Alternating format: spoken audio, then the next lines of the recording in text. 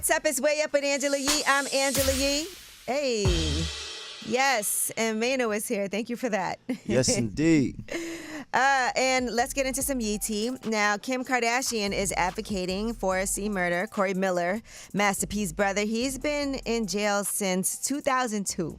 He's serving a life sentence for second-degree murder. And Kim Kardashian posted, Corey Miller has spent 21 years in prison for a crime he did not commit, and his conviction is based entirely on the testimony of two men whom the state dragged to trial just on material witness warrants. Those men have now sworn that their prior testimony was untrue. There is no remaining evidence that even suggests that Corey Miller is any more culpable than the hundreds of patrons who were at the Platinum Club on January 12, 2002, when Steve Thomas was tragically shot. So we'll see if there's going to be some motion now with this. They've been working on him for a minute. I mean, he had a second trial. His attorney attempted to withdraw and complained he had not been paid in years. The new judge refused to allow counsel to withdraw, and he had a second time in court with an attorney who made no effort to call favorable witnesses to testify. So I hope he get out. Yes. It's been a long time. I mean, imagine that the original people who put you in jail now testify that they lied. They recanted their statements and said that they was lying. And you still can't get out. That's crazy. All right, now Will Smith sat down with Kevin Hart on his Peacock Talk series, Heart to Heart. And this interview actually came out yesterday, and he talked about how Will Smith actually decided to star in Men in Black, because originally he didn't want to do it.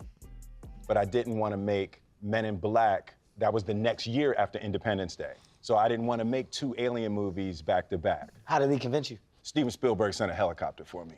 I was in New York. To talk to you. To talk to me. To talk. It landed at his house. And he had me at hello. No one's ever done that for me. Sent the helicopter. Nobody sent the helicopter for you? No. And you got there and they honored you? No, never. Named the drink after you? You think if you were reluctant to do something and then Steven Spielberg sends a helicopter and then you land at his house, you're like, I'm in. It had to be more than that.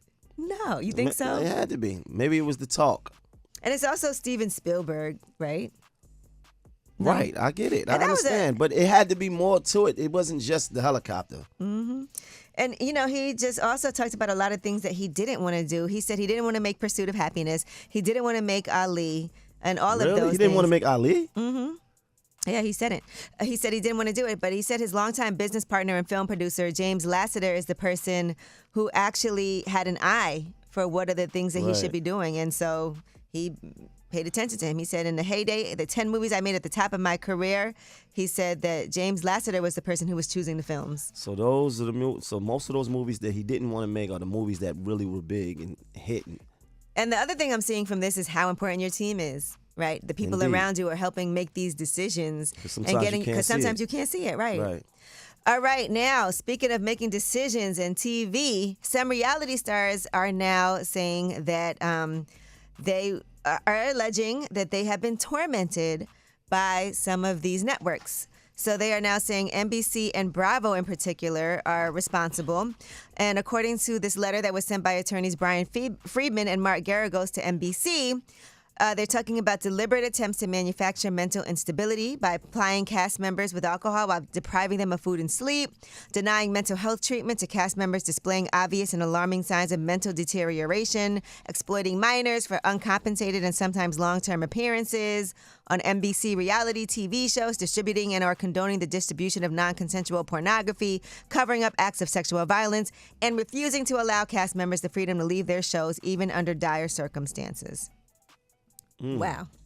Well, listen, if these things are true and they can prove it, then yes. Because, they definitely, when you're filming a reality show, you've been on some. They'll be like, yeah, I've made a couple appearances. Drinks. Yeah. You've been on. Yeah, I was on a few. You've been on a couple of them. Mm-hmm.